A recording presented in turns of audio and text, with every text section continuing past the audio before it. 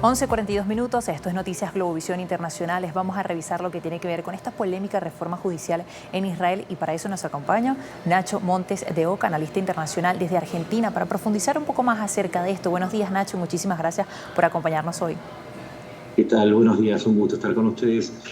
Básicamente, la reforma judicial en Israel es un intento de Netanyahu por acumular poder y evadir 3 casos de corrupción que lo están atenazando y que amenazan a su continuidad en el poder. Básicamente, las reformas tienen 3 aspectos que son muy polémicos. El primero es que el Knesset, el Parlamento israelí, tendría la facultad de aprobar normas por más que la Corte Suprema las contradiga.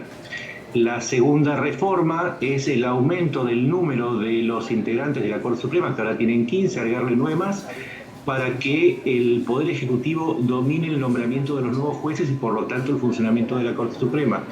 Y la tercera reforma tiene que ver con que cuando la Corte Suprema contradiga cualquier ley del Ejecutivo, el Ejecutivo sencillamente pueda ignorar esas observaciones de la Corte Suprema. Con lo cual, en resumen, estas reformas lo que hacen es aumentar el poder del Ejecutivo a expensas de la justicia en un momento en que Netanyahu y sus aliados encuentran muchos problemas para seguir gobernando en un ambiente que, recordemos, estas van muchas semanas, van 26 semanas de protestas, en un ambiente de convulsión social al que se le suma, y esto es también sumamente importante, una importante ofensiva de los integristas desde la Franja de Gaza, que hacen que Israel se encuentre en un momento, y a causa de este intento de reformas, en un momento quizás el más complicado en una década de su historia reciente.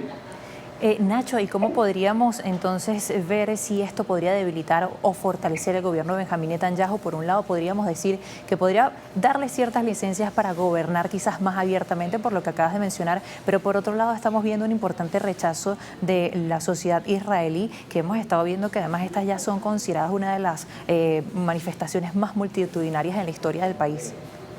Lo que sucede es que las reformas, más allá de lo que contamos recién, apuntan a aspectos clave que tienen que ver con los derechos de las minorías, por ejemplo, contra las minorías LGBT o los grupos árabes. Y esto pega muy fuerte en un sector de la sociedad israelita que es muy progresista, pero además en grupos muy determinados que empezarían a ser directamente perseguidos por la autoridad israelí.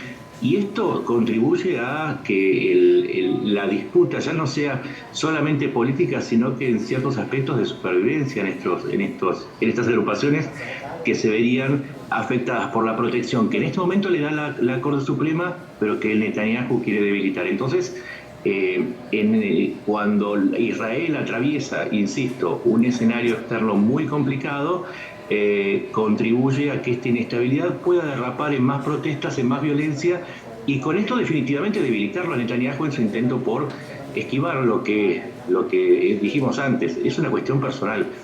Son 3 causas de corrupción que iniciaron este proceso de reforma de la justicia y que en definitiva se han transformado en un capricho político que puede tener consecuencias muy graves para Israel.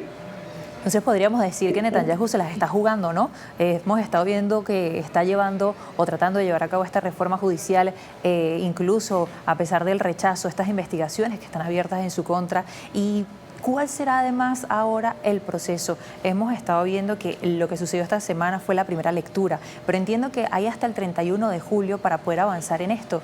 Y todo apunta a que sea así porque tiene mayoría en el Parlamento, ¿no? Exactamente, tiene 126 escaños. Lo que sucede acá es que va a llegar un punto muerto en el que la Corte Suprema va a inhabilitar estas reformas, como lo viene haciendo, va a trabarlas, y el Ejecutivo va a decir que las reformas son válidas, con lo cual en este empate va a contribuir a que no se solucione la situación, y la única salida en este momento es que Netanyahu afloje en su pretensión de cambiar las leyes fundamentales. Recordemos que la Corte Suprema en cualquier país democrático es el último reducto que tiene la democracia para resolver sus diferencias. No es el Congreso, porque digamos, el Congreso formula las leyes y las debate, pero la Corte Suprema es la que establece la legitimidad de las normas. Y en este sentido, lo que Netanyahu está haciendo, apoyado por partidos ultranacionalistas y ultrarreligiosos, es forzar a Israel a un giro hacia la derecha, hacia el conservadurismo, y la Corte Suprema arrogarse la representación de facto de los sectores progresistas. El problema está que más allá de las mayorías que haya en el Congreso, las protestas en la calle establecen otro tipo de democracia directa con la cual Netanyahu no tiene forma de responder, porque no tiene esa mayoría en la calle. La tiene en el Parlamento, pero en la calle está claro que no la tiene. Y por eso es que se logró un diálogo, a pesar de que no se pudo llegar realmente a ningún acuerdo. Hace meses lo vimos. Sí. Es algo que Exacto. no va a suceder ahora, no es parte de quizás el escenario que podríamos vislumbrar a partir de las próximas semanas. Lo que sucedía antes es que había un margen de diálogo, pero Netanyahu sigue insistiendo a través de su mayoría en el Knesset para introducir las reformas y para contradecir a la Corte Suprema. Por lo tanto, el margen de diálogo se va perdiendo día a día y por eso es que las manifestaciones crecen y se mantienen igual de intensas. Y a nivel internacional, ¿cómo queda la imagen ahora de Israel? Hemos estado viendo que incluso Estados Unidos rechazaba de alguna manera la iniciativa de esta reforma judicial.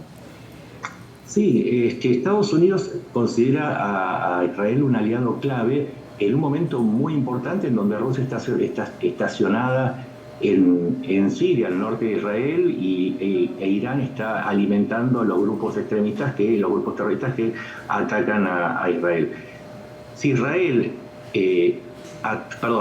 si Netanyahu insiste en separar su rumbo de Estados Unidos por estas mismas razones personales vinculadas a las causas de corrupción, debilita a Israel y la somete al escenario de enfrentar un agravamiento de la situación externa en el momento en que más necesita aliados externos. Por eso, desde la perspectiva analítica, lo de Netanyahu es a todo nada, y creo que en alguna medida está jugando el destino de Israel por una cuestión vinculada a estas tres causas que están tratando la justicia y que son las que originan en el fondo todas las manifestaciones que estamos viendo hoy en Israel.